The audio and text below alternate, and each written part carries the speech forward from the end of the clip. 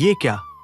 जगन्नाथ जी और बलभद्र जी ने सुभद्रा बहन की साड़ी क्यों छुपाई? ये एक अद्भुत कथा बहुत समय पहले की है। उस समय जगन्नाथपुरी का मंदिर आज जितना विशाल और भव्य है उतना नहीं था। उस दौर में भगवान जगन्नाथ जी, बलभद्र जी और उनकी बहन सुभद्रा जी तीनों भाई बहन एक साथ रहते थे। जगन्नाथ जी स्वभाव से बहुत शरारती थे और बलभद्र जी उनका पूरा साथ देते थे।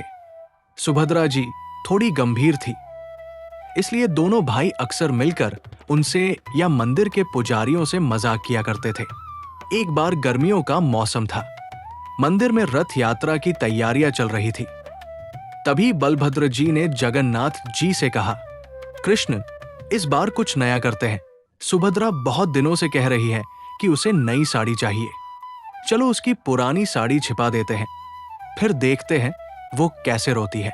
ये सुनकर जगन्नाथ जी की आंखें चमक उठीं। उन्होंने हंसते हुए कहा, वाह दाऊ, बढ़िया आइडिया है, लेकिन सिर्फ साड़ी छिपाने से मजा नहीं आएगा। चलो मंदिर के मुख्य पुजारी पंडित जी के साथ भी मजाक करते हैं। उस रात दोनों भाई चुपचाप मंदिर के अंदर गए। सबसे पहले उन्होंने सुभद्रा जी की सबसे पसंदीदा नीली साड़ी को रथ के पहिए के नीचे छिपा दिया। फिर बलभद्र जी ने अपना हल उठाया और मंदिर के आंगन में एक बड़ा सा गड्ढा खोद दिया। ऊपर से पत्ते और फूल डालकर उसे ढक दिया।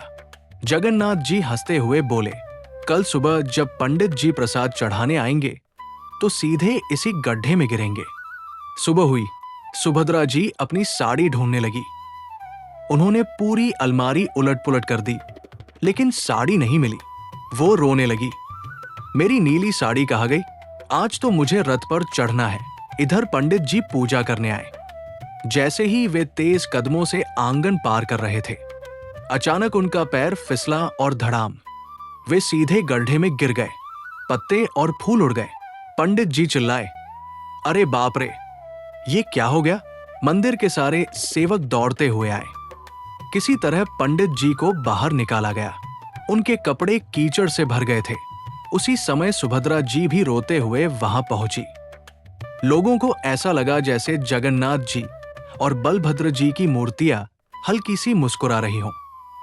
पंडित जी गुस्से में बोले, ये सब जगन्नाथ जी और बलराम जी की ही लीला है। हर साल रथ यात्रा से पहले ये दोनों कुछ न कुछ जरूर करते हैं। सुभद्रा जी ने रोते हुए कहा, मेरी साड़ी भी गायब है, जरूर इन्हीं दोनों ने छिपाई होगी। तभी अचानक रथ हल्का सा हिला। रथ का पहिया घुमा और नीचे से नीली साड़ी बाहर निकल आई। साड़ी बिल्कुल साफ सुथरी थी, जैसे किसी ने जानबूझकर संभाल कर रखी हो। ये देखकर सभी हैरान रह गए। जगन्नाथ जी और बलभद्र जी की मूर्तियों से ऐसा लगा मानो दोनों जोर जोर से हंस रहे हों। पंडित जी ने हाथ जोड़कर कहा, हे प्रभु, आपकी लीला अपरंपार है। हमसे शरारत करो, लेकिन हमें अपने दर्शन से वंचित मत करना। कहा जाता है कि उसी दिन से ये परंपरा शुरू हुई कि अगर रथ यात्रा से पहले कोई छोटी मोटी परेशानी आ जाए तो उसे जगन्नाथ जी और बलभद्र जी की शरारत माना जाता है और वो परेशानी अंत में हंसी खुशी में बदल जाती है। आज भी जब पुरी में रथ यात्रा होती है तो भक्त मुस्कुराकर कहते हैं, लगता है जगन्नाथ जी और दाऊ की शरारत फिर शुरू हो गई। जय जगन्नाथ, जय बलभद्र।